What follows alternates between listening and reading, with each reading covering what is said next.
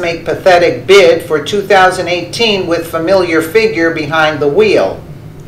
Democrats are becoming increasingly desperate to obtain an electoral victory after losing big in the 2016 election, which has some of them really reaching to find suitable candidates who can win. The Daily Caller reported that Democrat strategists are pushing a rather unlikely candidate to make a run for the governorship of Georgia in 2018, as current Republican Governor Nathan Deal will be prevented from seeking re-election due to term limits. The Democrat candidate would be former acting Attorney General Sally Yates, who gained national prominence, some might say notoriety, after she was fired for publicly refusing to support or defend President Donald Trump's initial executive order suspending travel from 7 terror-prone nations. The speculation was first raised by Politico in February as several Democrat strategists and lawmakers in Georgia, excited by her embodiment of the anti-Trump, quote, resistance, began fueling rumors that she could not only run but win in the largely Republican state.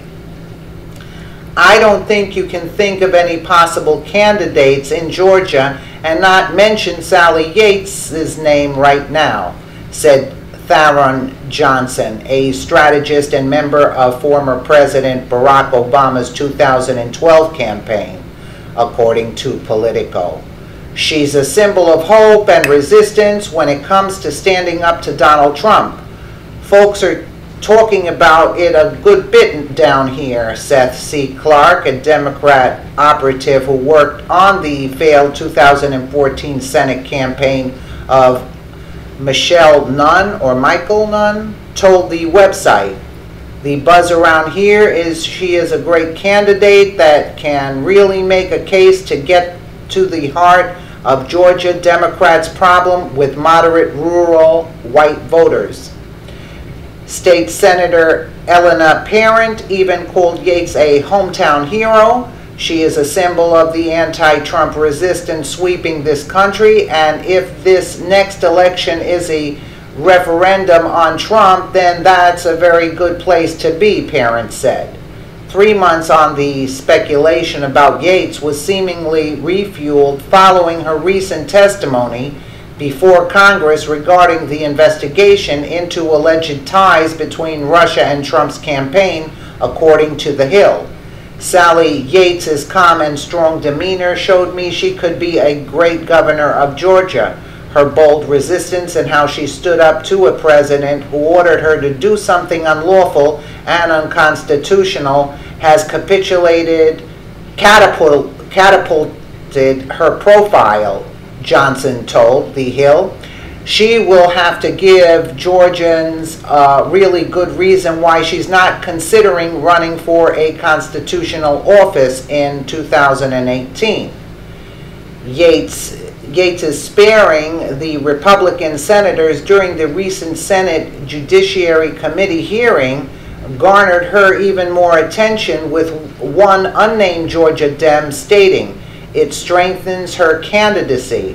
The fact that she's dealing with issues at a very high level, the fact that she's gone toe-to-toe with some of the leading folks on the national stage, she can bring that gravitas to the local stage." It is worth noting that prior to her sudden rise in profile under the Trump administration, virtually nobody had ever heard of Yates outside of Georgia, where she served for years in the state's northern district of the U.S. Attorney's Office, prosecuting corrupt officials on both sides of the aisle, as well as the 1996 Atlanta Olympics bomber Eric Rudolph. It should also be pointed out that Yates herself has not once indicated that she is even considering, much less prepared for, a gubernatorial run or any other sort of elective office. Should she decide to run or allow herself to be roped into a run by desperate Dems, logic and common sense would suggest she first take a shot at Attorney General in her home state before setting sights on the governor's mansion, given her career experience in law. But then, logic and common sense seem to be in short supply on the left these days. But they've got plenty of desperation. And when they said that it was unconstitutional, that she went against Trump because it was unconstitutional to not let immigrants in, no, it's not. It's unconstitutional what she wants to do. Let us know what you think in the comments below, and thank you so much for watching.